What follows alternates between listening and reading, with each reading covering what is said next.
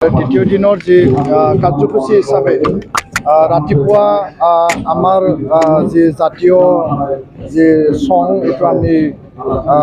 ইয়াতে গালোঁ আৰু তাৰপিছত আমাৰ যি নিখিল বড়ো ছাত্ৰ সন্থাৰ যি জাতীয় পতাকা আছে সেই পতাকা আমি উত্তোলন কৰিলোঁ আৰু এই পবিত্ৰ পতাকাখনৰ তলত থাকি পেলাই আমি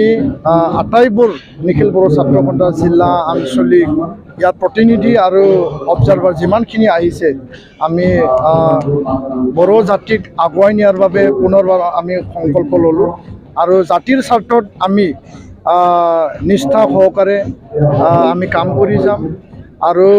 বডোফা উপেন্দ্ৰনাথ ব্ৰহ্মই যি সপোন দেখিছিল বড়ো জাতিক বিশ্ব দৰবাৰত প্ৰতিষ্ঠা কৰা এটা অংগীকাৰ লৈ পেলাই তেওঁ যি কাম কৰিছিল সেই যি চিন্তা আৰু যি আদৰ্শটো লৈ পেলাই আমি অনাগত দিনত শিক্ষা অৰ্থনীতি সমাজ সংস্কৰণ আৰু আন যি সামাজিক যি সমাজ বিৰোধী যি কাৰ্যকলাপ আছে সেই কাৰ্যকলাপবিলাকক আমি নাইকিয়া কৰিবৰ কাৰণে আমি কাম কৰিম বড়ো মাধ্যমৰ গুণগত শিক্ষা অনাৰ কাৰণে আমি কাম কৰিবলৈ আমি সংকল্পবদ্ধ হৈছোঁ আৰু ইয়াৰ লগতে এই অঞ্চলত শান্তি প্ৰতিষ্ঠা আমি যিকোনো প্ৰকাৰে কৰিবই লাগিব আৰু শান্তিৰ স্বাৰ্থত সকলো ৰাইজ আজি ওলাই আহিছে শান্তি চুক্তি হৈ গ'ল আৰু ইয়াৰ কাৰণে শান্তি আমাৰ কাৰণে অতিকৈ প্ৰয়োজনীয় আৰু শান্তি কোনো বজাৰত আমি কিনি পেলাই নাপাওঁ তো সকলোৱে শান্তিৰ কাৰণে হাত মেলিব লাগিব আৰু তেতিয়া শান্তি নিশ্চয় প্ৰতিষ্ঠা হ'ব তো আজি আমাৰ কাৰ্যসূচী হিচাপে দিনৰ ভাগত আমি শিক্ষা গুণগত শিক্ষা মাতৃভাষা মাধ্যমক লৈ পেলাই আমি ইয়াত কাৰ্যসূচী ৰাখিছোঁ য'ত নেকি আমাৰ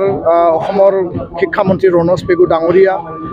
সদৌ অসম ছাত্ৰ সন্থাৰ মুখ্য উপদেষ্টা সমজল ভট্টাচাৰ্য ডাঙৰীয়া বড়ো সাহিত্য সভাৰ সভাপতি তৰেণ বড়ো ডাঙৰীয়া আব্দুল কালাম ফাউণ্ডেশ্যনৰ ডাইৰেক্টৰ আৰু মেণ্টৰ শ্ৰীজান পালচাং ডাঙৰীয়া তেওঁ আহি আছে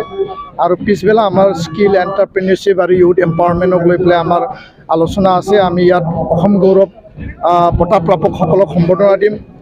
ছাত্ৰ ছাত্ৰীক আমি সম্বৰ্ধনা দিম টেলেণ্ট চাৰ্চৰ আৰু বেষ্ট টিচাৰ এৱাৰ্ড আমি এফচুৱে যি আমাৰ বাছি ওলাইছোঁ তেওঁলোকক আমি সম্বৰ্ধনা দিম ধন্যবাদ।